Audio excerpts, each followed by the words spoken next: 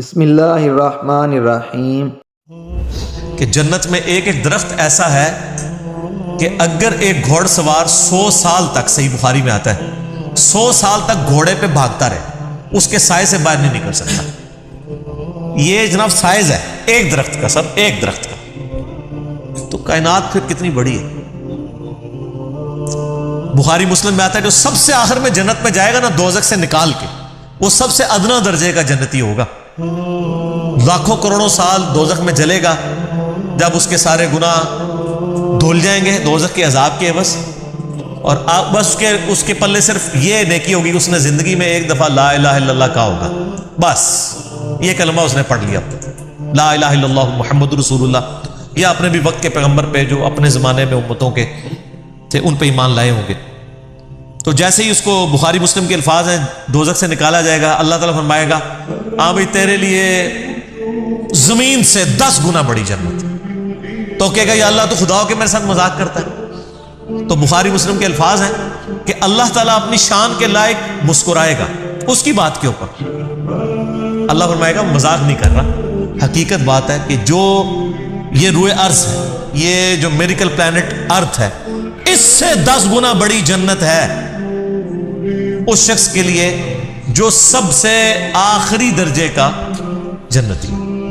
اور سر جو شروع میں چلے جائیں گے ان کی جنتوں کا کون اندازہ لگا سکتا ہے؟ بخاری مسلم کے الفاظ ہیں کہ جنت میں ایک درجے والا اپنے سے اوپر والے درجے کو یوں دیکھے گا جیسے تم ستارے دیکھتے ہو، اور وہ فرق ایک نیکی کا ہوگا، ایک نیکی کا، اور یہ درجوں کا فرق۔ یہ تو سر اب ہمیں جب سائنٹسٹ بتا رہے ہیں نا گلیکسیز کی تعداد، اور بتا رہے ہیں جی 2.5 ارب گلیکسیز ہیں، اور ہر گلیکسی میں 300 ارب سے زیادہ سورج اور اس کے ساتھ زمینیں ہیں، تو یہ اللہ نے پورا انتظام کیا ہوا سر۔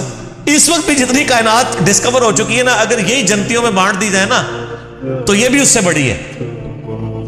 اللہ نے تو کیا کچھ پیدا کر دیا۔ اسی لیے قرآن حکیم میں آتا ہے نا کہ تمہارے رب کے لشکروں کو کوئی نہیں جانتا اس کے سوا۔ ہم تو یعنی مخلوقات کا احاطہ کر ہی نہیں سکتے جو کچھ اللہ نے پیدا فرما دیا۔ تو اللہ تعالیٰ ہمارا ہے کہ ٹہنیوں والے درخت ہوں گے ان جنتوں کے، فَبِأَيِّ آلَاءِ رَبِّكُمَا تُكَذِّبَانِ فِيهِمَا عَيْنَانِ تَجْرِيَانِ، ان باغوں میں 2 چشمے جاری ہوں گے۔ فَبِأَيِّ آلَاءِ رَبِّكُمَا تُكَذِّبَانِ فِيهِمَا مِن كُلِّ فَاكِهَةٍ زَوْجَانِ، اور ان باغوں میں ہر طرح کے میووں کی بھی 2 قسمیں ہوں گی، ہر میوے کی 2 قسمیں ہوں گی۔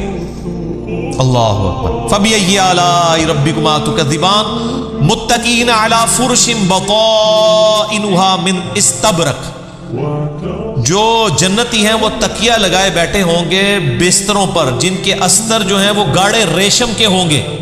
وَجَنَ الْجَنَّتَيْنِ دَانٍ، اور دونوں باغوں کا پھل نیچا جھکا ہوگا۔ یہ نہیں ہے کہ جناب آپ وہ درخت اتنے بڑے بڑے ہیں تو جناب آپ کو کوئی سیڑھی لگا کے یا کسی ڈرون میں بیٹھ کے جانا پڑے، نہیں، ٹہنی لٹک رہی ہوں، بلکہ اشارہ کریں گے تو ٹہنی اپنے پاس آ جائے گی، اور آپ اس کو پھل کو توڑ کے کھائیں گے، کیونکہ جنت کو تو فنا نہیں ہے، آپ کے توڑ کے ختم ہوگا ایک اور وہاں پہ لگ جائے گا۔ جنت میں کوئی چیز ختم نہیں ہونی سر، جتنا مرضی کھاؤ پیو، ختم کوئی چیز نہیں ہونی، جو آپ کھائیں گے نا آپ، اچھا، اور آپ کو بھی تکلیف سے آزاد کر دیا، کوئی پیشاب نہیں ہے، کوئی پخانہ نہیں ہے۔ بخاری مسلم کے الفاظ ہیں ایک خوشبودار ڈکار آئے گی، سب کچھ ہضم، اور کوئی قبض والا معاملہ نہیں ہوگا، کوئی پیٹ خراب ہونے والا نہیں ہوگا، وہاں اپنے آپ لذت کے لیے کھائیں گے اور بھوک بھی نہیں ہوگی، بھوک کے بغیر بھی لذت کی وجہ سے آپ کھانا کھائیں گے، اور لذت کی وجہ سے آپ جتنا مرضی، یہاں پہ بھی لوگ بھوک کے بغیر لذت کے لیے کتنا کچھ کھا جاتے ہیں، کہتے ہیں میں تو انہیں کھانا کھا کے آیا تو رکھو تو پھر 2 پلیٹیں کھا جاتے ہیں، ٹھیک، ادھر بھی اتنے لوگ موجود ہیں، بعض میں جو کچھ بھی بیچاروں کے ساتھ ہوتا رہے تو وہ ایک علیحدہ بات ہے، لیکن وہاں پہ یہ کچھ نہیں ہوگا۔ فَبِأَيِّ آلَاءِ رَبِّكُمَا تُكَذِّبَانِ فِيهِنَّ قَاصِرَاتُ الطَّرْفِ لَمْ يَطْمِثُهُنَّ إِنسٌ قَبْلَهُمْ وَلَا جَانٌ، ان جنتوں میں نیچی نگاہوں والی حوریں ہوں گی جن کو نہ کسی انسان نے چھوا ہوگا نہ کسی جن نے اس سے قبل۔ اچھا، ان آیات سے اب یہ بھی پتہ چل گیا کہ جنوں کے لیے بھی ایک جنت ہے اور انسانوں کے لیے بھی جنت ہے۔ جنوں کے لیے ظاہر ہے ان کی ریکوائرمنٹس اپنی ہیں، آپ کو پتہ ہے، صحیح بخاری میں آتا ہے، صحیح مسلم کے اندر کہ نبی علیہ السلام نے منع کیا ہے کہ آپ گوبر یا ہڈی کے ساتھ استنجا نہ کریں، کیونکہ جنوں کی خوراک ہے اس کے اندر۔ ہماری خوراک تو گوبر یا ہڈی کے اندر نہیں اللہ نے رکھی ہوئی ہے۔ تو جنوں کی آرائش کا، ان کی جو خواہشات کا سامان الگ سے ہے، ان کی جنت الگ ہے، انسانوں کی جنت الگ ہے، لیکن ان کے لیے اپنی جنیاں ہوں گی، تواڈے سے تواڈیاں جنیاں ہوں گی، ٹھیک ہے. وہاں لیکن جنیاں نہیں ہوں گی، وہاں پہ بڑی شریف قسم کی بیویاں ہوں گی. جی فَبِأَيِّ آلَاءِ رَبِّكُمَا تُكَذِّبَانِ كَأَنَّهُنَّ الْيَاقُوتُ وَالْمَرْجَانُ. اور یہ جنتی عورتیں ایسی ہوں گی گویا یاقوت اور مرجان ہیں. وہ تو صحیح بخاری میں آتا ہے کہ وہ یعنی ایسی ٹرانسپیرنٹ حوریں ہوں گی کہ ان کی جو پنڈلیاں ہیں، پنڈلیوں کے پیچھے ہڈیوں میں جو گودا ہے نا، وہ بھی ٹرانسپیرنٹ نظر آ رہا ہوگا. یہاں پہ تو خیر ان چیزوں میں شاید کوئی اتنی اٹریکشن نہ ہو کہ کوئی شیشے کی کوئی حور بن کے سامنے آ جائے. وہاں کی ریکوائرمنٹس ڈیفرنٹ ہیں، وہاں کے لیے وہاں جا کے پتہ چلے گا. فَبِأَيِّ آلَاءِ رَبِّكُمَا تُكَذِّبَانِ هَلْ جَزَاءُ الْإِحْسَانِ إِلَّا الْإِحْسَانُ. احسان کا بدلہ بجز احسان کے کیا کچھ اور بھی ہو سکتا ہے؟ ہائے ہائے، یہ اللہ ہی کا ہی فضل ہے. سر اس آیت کا جو سوز و گداز ہے نا، وہ ایک عربی سمجھ سکتا ہے. اللہ تعالیٰ فرماتا ہے کہ جس نے زندگی میرے لیے گزاری، جس نے میرے لیے دنیا میں تکلیفیں اٹھائیں، حلال و حرام کی تمیز کی، روکھی سوکھی کھا لی، میری وجہ سے اسے دنیا میں نمازوں کی مشقت اٹھانی پڑی، روزوں کی مشقت اٹھانی پڑی.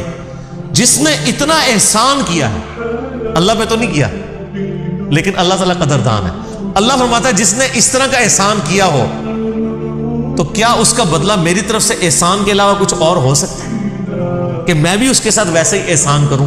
حالانکہ ہم نے اللہ پہ نہیں احسان کیا ہوا، لیکن یہ اللہ تعالیٰ کی قدر شناسی کہ وہ قدر کرتا ہے انسان. کہ بتاؤ اس احسان کا، اس نیکوکاری کا بدلہ کیا نیکوکاری کے علاوہ کچھ ہو سکتا ہے؟ جو تم نے نیکوکاری کی تو میں تمہارے ساتھ وہی نیکوکاری کروں گا، یعنی مراد یہ کہ جنت دوں گا. مزید ایسی اچھی ویڈیو کے لیے میرے چینل کو سبسکرائب کریں، لائک کریں اور زیادہ سے زیادہ شیئر کریں. اللہ تعالی ہم سب کو ہدایت کی توفیق عطا فرمائے. آمین آمین.